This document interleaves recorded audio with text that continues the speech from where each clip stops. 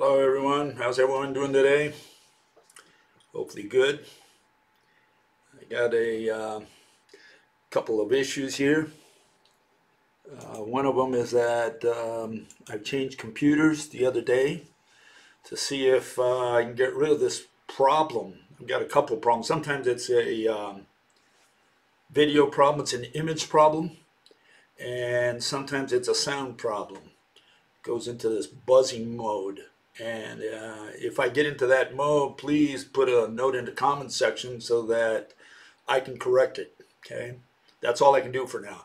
I changed computers last time. It seems to be working better, but last transmission towards the end, it got a little fuzzy. The image got a little fuzzy. So just let me know. That's all I can do for now until I figure out. I don't know if it's the computers. There's probably some issue with the computers. There's also probably an issue with the software. So we'll find out. Maybe I can zero in on the problem someday and solve it once and for all. Got a couple of announcements. One of them is that here, I'll put it up. I'm going to be reminding people that we have the 7th Rational Physics Conference in Borås, Sweden. Okay, and that's going to be right now it's scheduled between the 6th and 9th of June. Okay, if there's any changes, we'll let you know. You can contact me through either the Facebook site or bill@youstupidrelativist.com, and we'll let you in on the little details, and I'll also be mentioning them through this channel as well. Okay, and that's the first one. The second one, and I'm going to repeat these if I remember at the end of the show today. Okay, and that's that I'm going to be on the 24th of June. What is it, of this month? I'm going to be in the public space again. There's a program run podcast by JFG, Jean-Francois Garipi. I think I'm pronouncing that name right. It's a French name, I assume. He's Canadian, okay, and he's in the area of Quebec. So I guess he speaks French. He speaks English with a beautiful accent. I love it.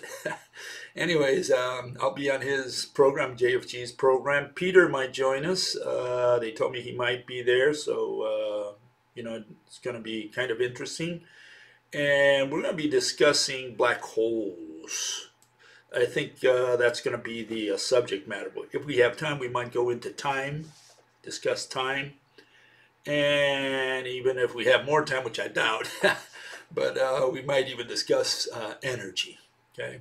So for sure, I think we're going to start with black holes. The reason for that is last time, when we had a little discussion there, JFG towards the end, brought up this issue about the black holes, and it's like we left it dangling there. We didn't really fix the problem. We didn't answer what a black hole is and what whether it's part of physics, whether we didn't solve the problem essentially, and so that's what we're going to be discussing, on the 24th. 24th, that's going to be, if I've got it right, 1900 hours Eastern Standard Time, which is Quebec time. Okay, so if you're interested, just tune in, and you're going to hear a little debate or discussion on the subject. Okay, what am I going to do today? I'm going to continue a little bit with numbers. Some issues were not resolved last time. And again, they were left dangling there, I think. In other words, I think I need to tie some loose ends. And so in order to do so, I prepared a little discussion today on the subject. And that's going to lead us into the followings of the one that leads, the one that follows it, which is the point. Okay. Okay, so let's find out what is the problem. The problem with numbers has to do primarily with definitions and with the definition of number. I mean, if we're going to talk about mathematics, or even a more basic yet, arithmetic, you're going to need to know what a number is. And the question is, whether we know what a number is. Last time we covered these subjects here, I'll put them up. And you can see that we have natural numbers, integers, rational and irrational numbers, real, imaginary, and complex numbers. Those are the primary ones, right? There are other categories of numbers. They talk about sets, they talk about fractals, they talk about manifolds, vectors, it just gets quite complicated in the field of mathematics. But these are the primary ones that people typically discuss. And the question is whether any of these meet the definition of number. And the only way we're going to find out is by defining what a number is, what the definition of number is. What do we mean by the word number? Okay. And so let's get on with that. Here I have a question that popped up. It's in the, what is it called? The Stack Exchange. And they asked the following question: what exactly is a number? Okay, I think it's a valid question. And the guy goes on to specify that, he says, we've been learning about complex numbers in class, and I don't really see why they're called numbers. Originally, a number used to be a means of counting, the natural numbers. Then we extend these numbers to instances of owing other people money, for instance, integers. Okay, and we're talking about here negative number, like, you owe someone money, well, then it's a negative on his books, his accounting books. Then he says, after that, we consider fractions when we need to split things like, 2 pizzas between 3 people. Okay, we get into those. And then he continues, he said, we then, skipping the algebraic numbers for the purposes of practicality, we use the real numbers to describe any length, the length of a diagonal of a unit square, for example, right? And again, you got to think about this as, the real numbers are the numbers that you would find on a number line. That means anything that can fit on a number line, fractions, any number between 2 integers or between 2 counting numbers, between 2 natural numbers, anything there is fine, even though it might not be a finite number, like pi ratio of the circumference to the diameter, 314. Well, it's what they call an infinite number, one that has no end. You keep having more and more decimals, and they're non-repeating decimals. So it's they call that an irrational number. Well, that would be included in there. You don't know the exact value, but it doesn't matter because 314 is between 313 and 315, and so it does fit on the number line. So that's why it's part of the real number system. The real number is what you would find on the number line. Okay, and then he ends up with a question. He said, but this is when our original definition of a number fails to make sense. When we consider complex numbers, which brings me to my main question, what is a rigorous definition of number? Okay, so this is the issue. The issue is that we don't know what a number is, or at least people have doubts, or they have a question. They want you to tell them, if you're a mathematician especially, to tell them, what do you mean by number? What is a number? I mean, after 3,000 years, we should know what a number is, right? Or the people who study to get PhDs, they had better know what a number is, right? Okay, so yes, they asked the question. Let's see what the answers are. These are some of the answers this individual got, okay? He got the following answers. This is the first one, or this was the one on the top, right? A basic question is, what would be the purpose of such a definition? So he's saying, we don't need definition. Let's just do math. I guess he's accusing the person who's asking the question of doing semantics, like let's do math. Well, why do we need definition? That's English. You should take a course in advanced English, or you got to talk to an English major or a librarian if you want to know what the word number means. But what is the purpose of such a definition? Would it clarify anything if we came up with a definition that, say, included quaternions and not matrices or analytic functions? Most of the usages of the term number are due to historical choices that have lived on. That's a very important point. That's true. We've changed the definition of number, of the word number, as we went through history. Originally, they were, we only started counting from one upwards, and nobody had a problem with that until we invented more concepts using numbers, especially when we went into geometry and we went into number lines and algebra and later on into calculus. Well, it really got complicated, and people said, well, is a function a number? Is an irrational number such as, square root of -1, which is the little letter I, is that a number? And so on. They started doing functions, and they started questioning the definition of the word number, of what the word number means.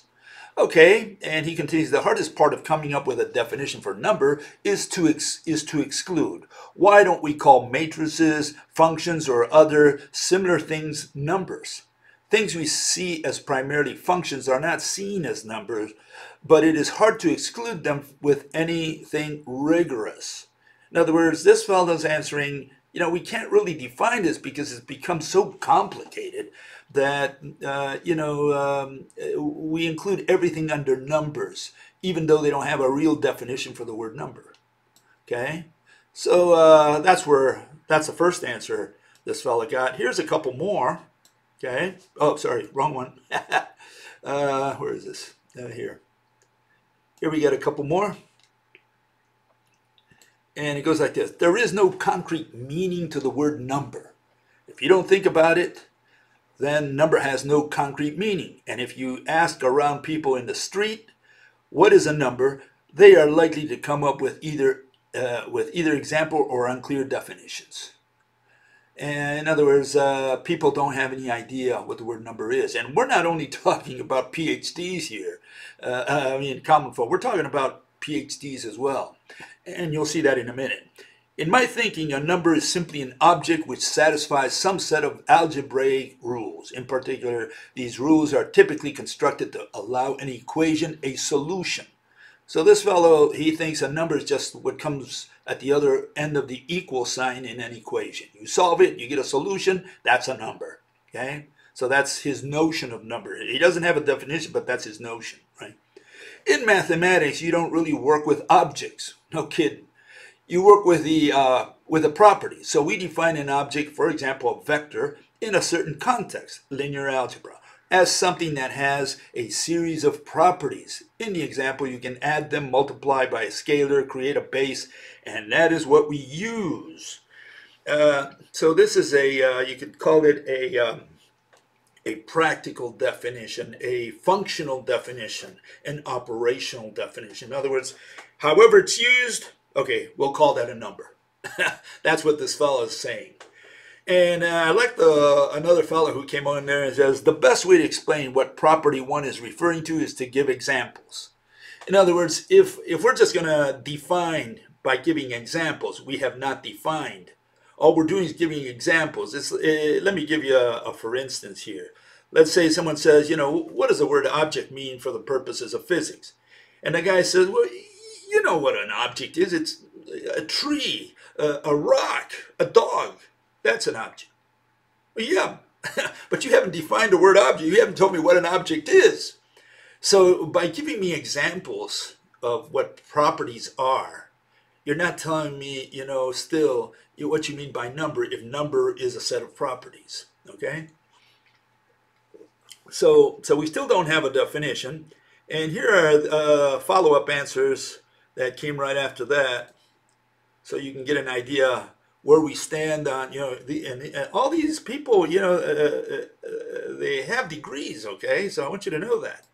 And here they say, this is a deep and philosophical question. You are right. Kids start by learning to count things like 3 apples and 7 cars, but quickly build up to the real numbers, which we can make sense of by money and distances. When you start adding things like imaginary numbers, it gets less clear. Yeah, and so the question is, do any of these different categories of numbers qualify under the definition of the word number? That's the issue we're talking about. We're looking at the definition of the word number, okay? And that's important to keep in mind because people will say, well, you know, we've used this throughout hundreds of years. Are you going to change all this now? You know, they say, we know what a number is. You know, it's all these things that the mathematicians use. It's the real numbers and it's the irrational numbers. All those are numbers. And the question is, well, until you define the word number, we cannot decide that issue. We can only decide this issue objectively and only after we define the word number. Okay, the next one guy said, there is a general consensus that no such definition could possibly exist. Now that's interesting. Number is inherently a fluffy concept. And then another fellow puts, he says, Bertrand Russell in the early 20th century defined number as anything. Now listen to this. This is Bertrand Russell, right? He's a guru, right? As anything which is the number of some class. And now he continues, and the number of a class as the class of all classes, love all that are similar to it, where similarity of classes is defined by the existence of a bijection between them. My God. We had to go through all this just to find out what a number is. Did you get the definition? Do you now have it strong in your head after listening to Bertrand Russell? Do you know what a number is? Okay, here we have a fellow who wrote a thesis, a paper, an article. He's from the University of Pennsylvania. And he goes in there and he says, I'm going to tell you what a number is. I said, oh my God, finally someone who can tell me what a number is, okay? And obviously he's a mathematician.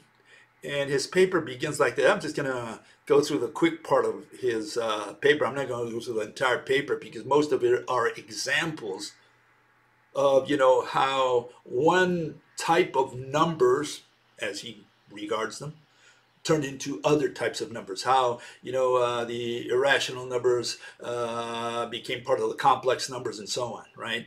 That kind of thing. And here he says the following, okay? Listen to this. This is a guy who's going to tell us what a number is. And he titles his paper, What Are Numbers? Great. We're going to find out right now. Okay, he says the aim of this course is to show what meaning has the notion of number in modern mathematics. Tell about the problems arising in connection with different understandings of numbers and how these problems are being solved. When a school student first meets mathematics, he or she is told that it is a science which studies numbers and figures. Okay, good. We started out on the right foot. Later in a college, she learns analytic geometry, which express geometric notions using numbers. So it seems that numbers is the only object of study in mathematics. Great. So far, we're on the right track. We're on the same page. True. If you open a modern mathematical journal and try to read any article, listen to this, okay? It is very probable that you will see no numbers at all. Instead, authors speak about sets, functions, operators, groups, manifolds, categories, etc. Nevertheless, all these notions in one way or another are based on numbers. In other words, ultimately there's a number that underlies these concepts, right? And the final result of any mathematical theory usually is expressed by a number. Great. So I think it is useful to discuss with math major students the question posed in the title, which is, what are numbers, right? I want to show what meaning can have the term number in modern mathematics. Finally, someone who's going to answer our question. Finally. Okay, and this is how he begins his paper. Okay, he says, this chain of subsequent extensions of the notion of number you must already know. Okay, I didn't like that too much. I'm supposed to know something. Okay, fine. The symbols occurring here are now the standard notations for the sets of natural, integer, rational, real, or complex numbers. quaternions, and octonions. Okay, fine. I want to discuss here the transition from one link of the chain to the next one and show that the ideas used in these transitions are working in other, sometimes unexpected and beautiful theories. Well, I don't care about beautiful theories, and I don't care how they link from, on a chain from one to the other. I want to know a definition of the word number, which is what he promised. He says, what are numbers? What is a number? I want to know that. That's what this thing is about. Well, he continues. He says, we can add natural numbers. This is how he continues with his paper. In other words, you won't find any definition before this, right? So I'm just going right through his paper to where I finally gave up and threw in the towel, right? He says, we can add natural numbers, but not always to subtract them. The integers can be multiplied, but not always divide. The wish to circumvent this inconvenience actually provoked the transition from natural numbers to integers and from integers to rationals. Recall how these transitions are made. If we want to subtract a natural number, m from the natural number, and then blah, blah, blah, blah, blah. And he just rants throughout his paper about how one type of number converted into another. He gives examples. He gives exercises to resolve them. He never answers the question that he put up there. What are numbers? This is the question that we wanted to have. So, wherever I've looked, so far I haven't found a definition of the word number. And so, at this point you say, well, is there anyone out there that knows what a number is? I just want a definition of the word number. That's all I'm asking for, okay? And here we have Wolfram, another famous site, Wolfram Math, okay? And Wolfram lays it on the line. He says the word number is a general term which refers to a member of a given, possibly ordered set. So it's a member of a set, whatever that means to you. I'm sure if I gave that definition, the word number, a member of a set, to the Greeks, ancient Greeks, they probably would have no idea what I'm talking about. What do you mean a set? What is it, a TV set or what? Okay, the meaning of number is often clear from context. Oh, so again, he's saying that we define by example.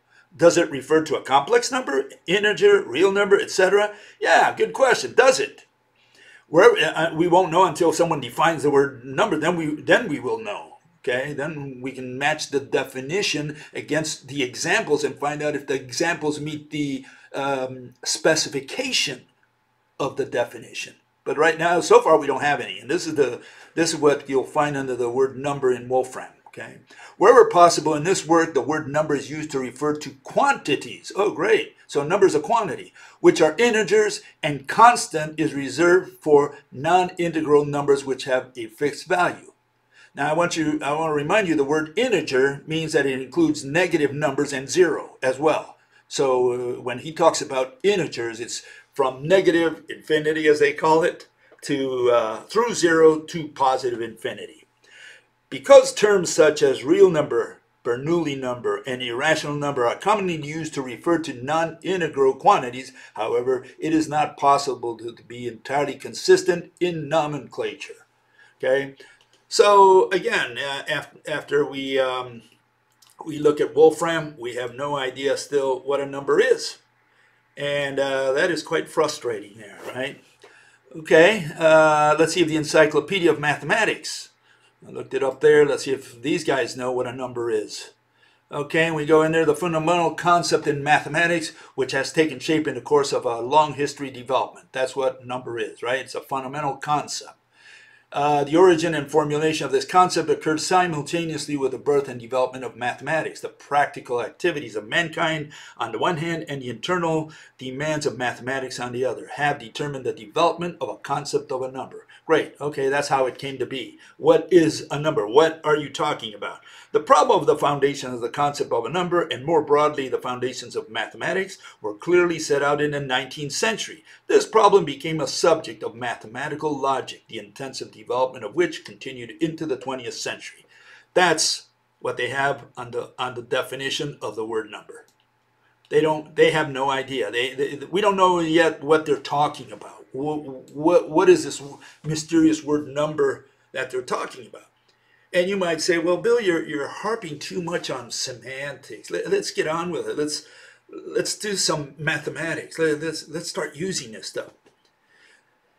You know, the word semantics really drives me up the walls because it means people didn't understand.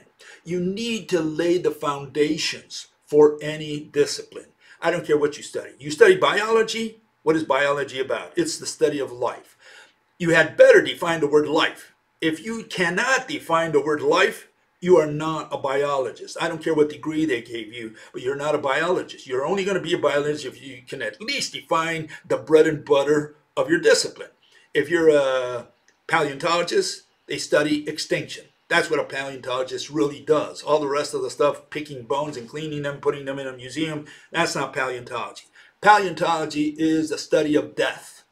Okay, you're a coroner. You got to figure out how these animals died in the past. Once we finish that, we're done with paleontology for the majority of people in the world. All the other guys who want to build, little skeletons there and put them in museums and name them, and that's a separate issue. Paleontologist studies extinction. If you don't know what the term mass extinction is or the term background extinction means, if you haven't defined it, you're not a paleontologist. You still don't know, what the bread and butter of your theory is. Yeah, correct. So, and in physics, we got the same problem. Physics is the study of objects. You can't do physics without an object. God comes into your universe, all-powerful God. He wipes out all the matter, every atom, every star, every galaxy. There's nothing there. What is happening? What is occurring? What's taking place? What experiment can you run, assuming you're the only object, right? There's nothing there for you to see, for you to deal with.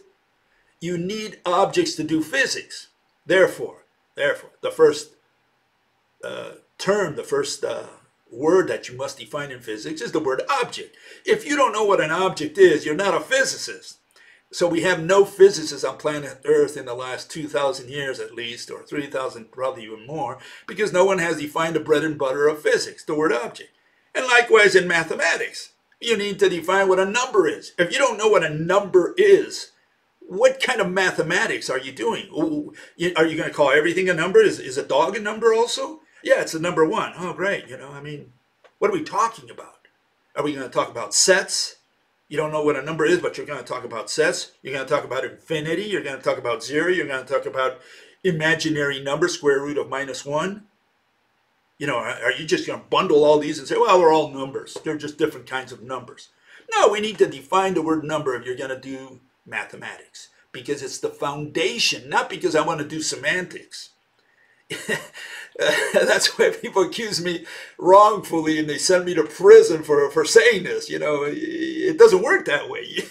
You got to define the bread and butter of your discipline. Numbers is the foundation, the bread and butter, the building blocks of mathematics. So please define the term number.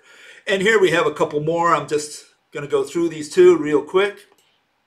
Let's see if I can get it in here. Okay. Here's Planet Math. And they say numbers an abstract concept which is not defined generally in mathematics. Well, they haven't defined it, but at least the guy's honest. He said, we haven't defined it.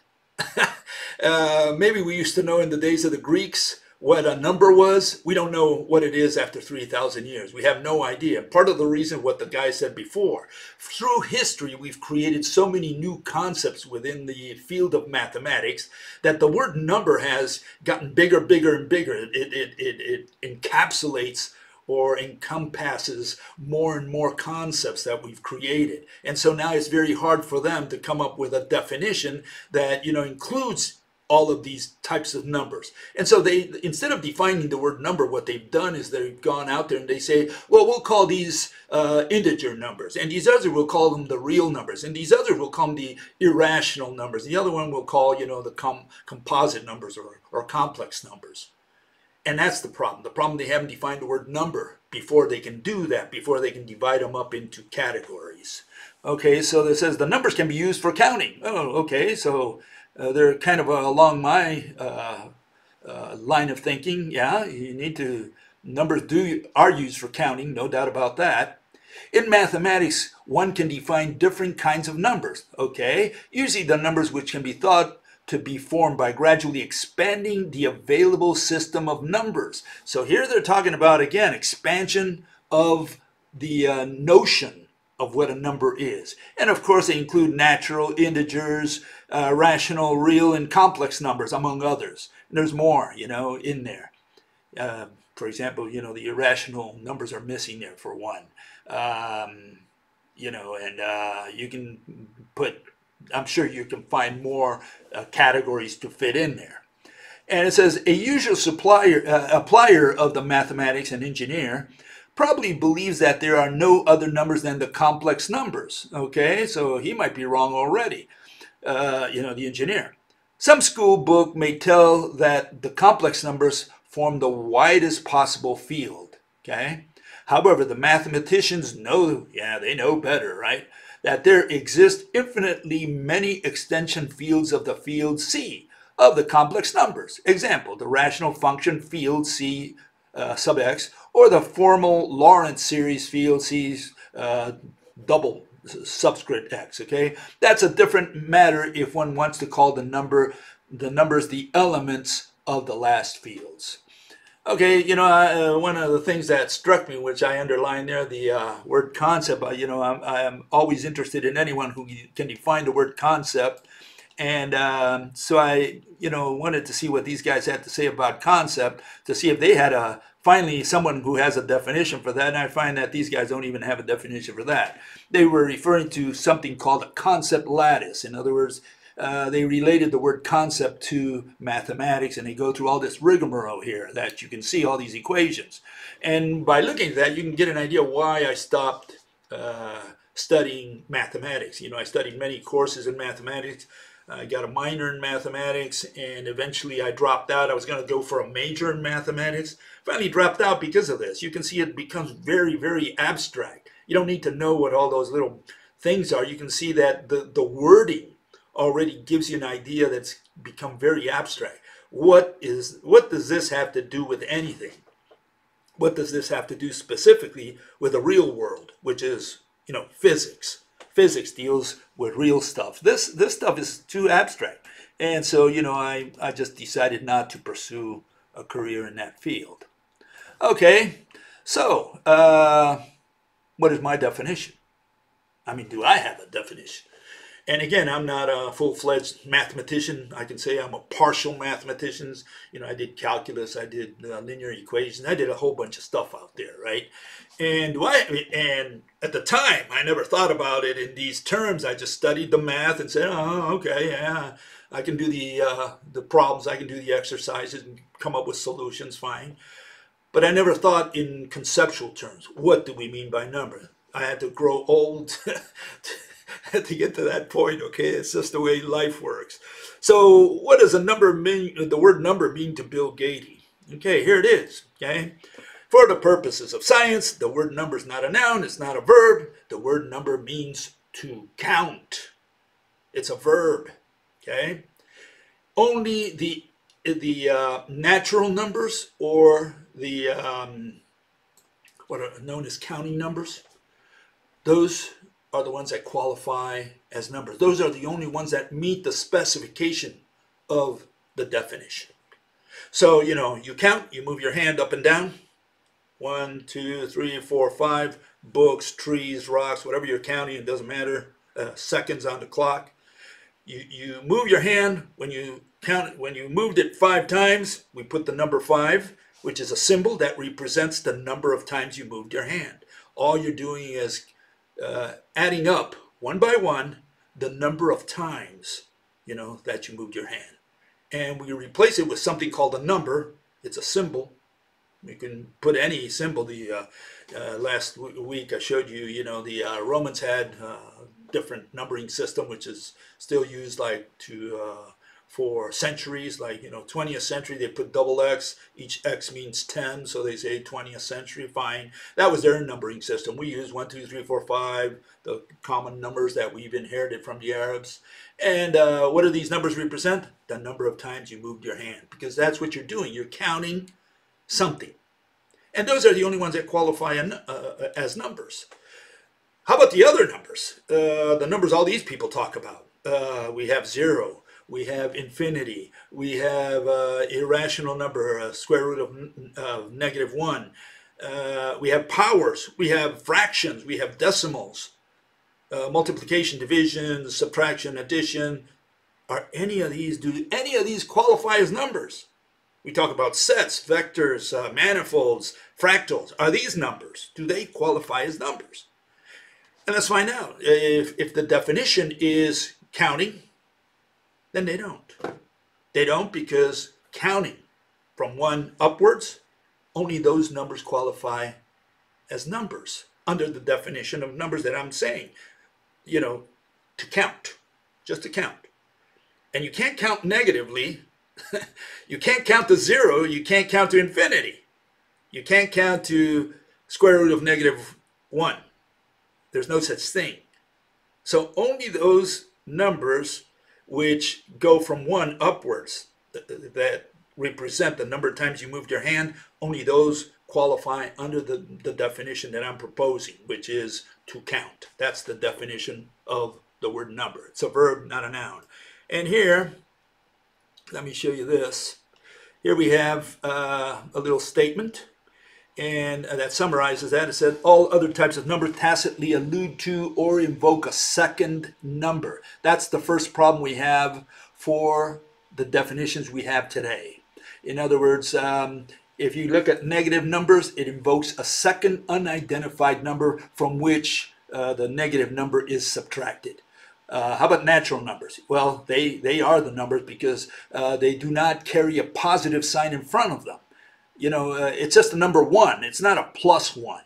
And it's not a number 5, it's or a +5. It's just a number 5. You counted up to 5. You did not put a plus in front of the 5 because what you did, you already added 1 to the 4 or 3 to the 2. You already performed that addition when you counted. All you're really doing is counting or tallying the number of times you move your hand. That's what you're doing. So there is no positive number. It's not a +5 because plus already involves an operation. Okay, so and which is the second thing up there. They are not numbers, but usually operations performed on numbers. So we have 2 problems with the number system that these people have. One is that it involves a second number. The other one is sometimes or most of the time, there are operations. There are other situations as well. Fractions, division, a ratio of 2 numbers. Again, you need 2. Decimals, a different way of writing fractions. Multiplication, addition, subtraction always require 2 numbers. And powers, roots invoke a number known as the exponent. You need something up there, okay? 3 to the 2nd power, you need that 2 up there above, it means you're going to multiply 3 times 3. That's what it means. And so we use a shorthand, we say 3 to the power of 2, but you need those 2 numbers, or you need at least to multiply 3 times 3. Either way you do it, you need 2 numbers. That's why it's not a number, because it's an operation performed on a number, and an operation always requires 2 numbers. So all these numbers, real numbers and so on, they're not numbers. The only numbers are 1 upwards. The counting numbers. That's the definition of number. Now you can do whatever you want with that. You can do whatever operation you want. You can add them, subtract them with other numbers. You can use 2 numbers to do whatever you want to do. But the definition of the word number has to remain fundamental. It's got to be part of the structure of mathematics, the foundations of mathematics. So you need to define the word number before you do anything else. And the definition is to count. That's what it is. Then after that, you can do whatever you want with a number. And that's why all these other categories that came after are not numbers. They are operations because they involve 2 numbers. And so here, let me show you this final thing here. Where is it? Let's see if I can find it here. These symbols, because these are typically considered as numbers, okay? You'll see it here, okay? So are any of these symbols numbers? And I'm saying none of these symbols are numbers. Here we have the 0. It's not a number because it represents a no count. You're not counting anything. And if the definition of the word number is to count, okay, A no count doesn't qualify under that definition. So 0 is not a number, period. How about infinity? Well, infinity is not a number because it means you are counting incessantly. You haven't stopped counting. Whenever you do, the moment you stop counting, we'll have a number. But as long as you continue counting, we'll let you do your counting and let us know when you stop. So infinity is not a number. It just means, oh, you haven't stopped counting.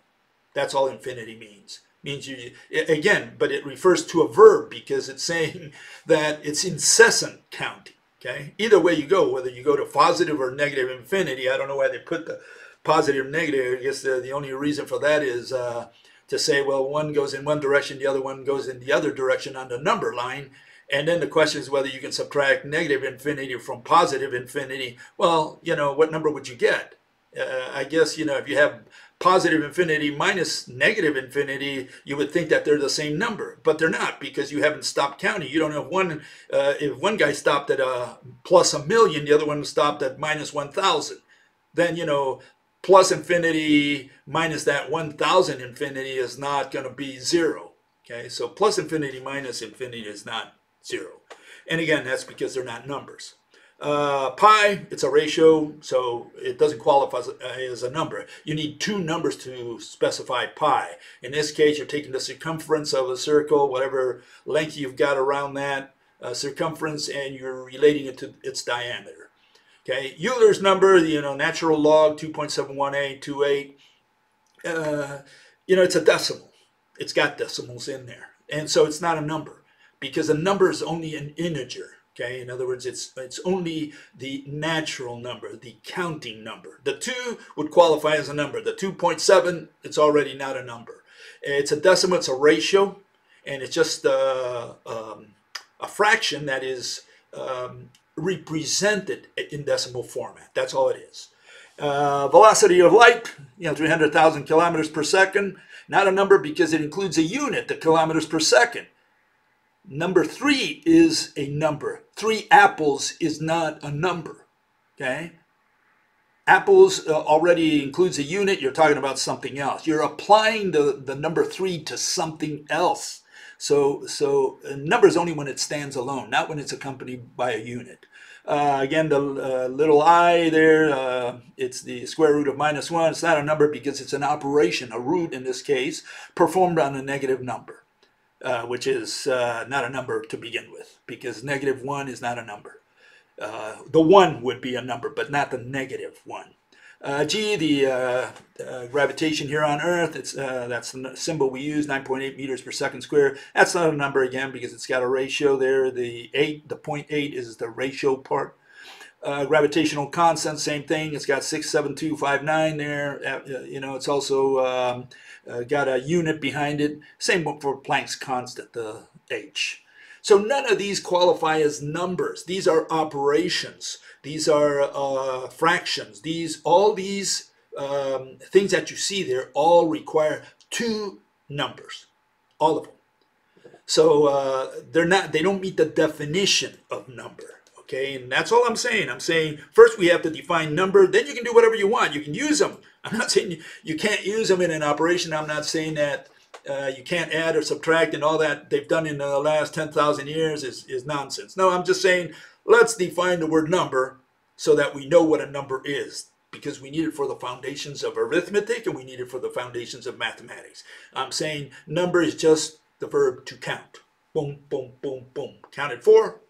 I replace that movement of my hand with a number 4, with a symbol 4, and we say you counted 4 times, and we'll call that the number 4. We turn that verb into a noun. Okay, that's a number. Period. Now we can do whatever we want with that. You can say 4 minus 3. That's an operation. You need 2 numbers. 4 to the square. You can square it or you can root it. You can say the square root of 4. You can do any operation you want, but let's get the definition in there first. Okay, and that's the story for today. Again, if anyone knows a little bit of what might be causing some of my video and my sound problems, I really appreciate you getting in touch with me. I replaced my computer, have a new one here, and seems to be working fine. But last time I saw a little glitch there at the end where it became blurry. One more time, I'll put this up one more time for those who missed it. Where is it? Here it is. Can't find it now. Oh, here it is. We're going to be at Boris, June 6th to 9th. There's going to be the 7th Rational Physics Conference. And next week, Sunday, where is it? If I can find it. Next Sunday, we are going to be in the public space with JFG. We're going to be talking about black holes, more than likely. His program is at 1900 hours Eastern Standard Time because that's Quebec time. That's the time he has his show. Over here in Germany, it's 1 o'clock in the morning. So I don't know why I contract for these things, but that's what I did. So, I invite you to be there, okay? And you'll hear what I have to say about black holes. Peter might be there. I think he's been invited as well. That's still not confirmed to me, but I think he will be there. And so if you want to hear a good discussion, well, tune in next week, 1900 hours Eastern Standard Time on the public space run by JFG. Okay, folks. I'm going to continue probably on, on Wednesday. I'll continue with the word point. And that's another monster. And that is more related to physics because just about everything in physics deals with a point. And I guess we'll see why on Wednesday at least. We'll see you then. Bye-bye.